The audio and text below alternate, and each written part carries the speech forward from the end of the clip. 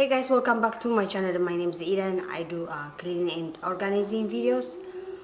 Today is in the middle of week and my kids been sick, especially my two boys. It was so busy week. Today I will go ahead and clean my kitchen area, especially the cabinets right here. I haven't cleaned them for a while now. And I'm gonna give attention to my doors. I will clean all the doors in the house. I hope you enjoyed this video. Thank you so much for watching. I'll see you next time.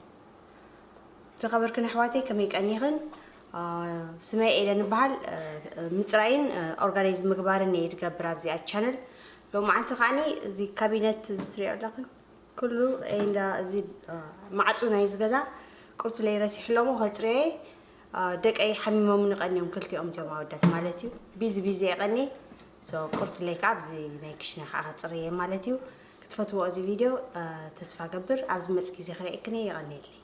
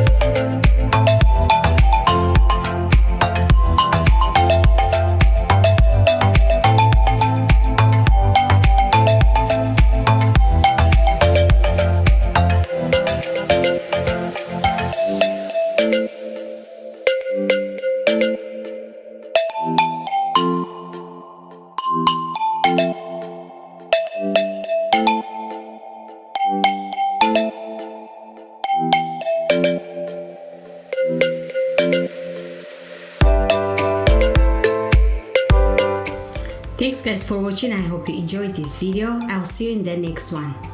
يغني لي حواتي فتيغن أوت قناة تسفى قبر عبز مزق زي غريكني دحن والا.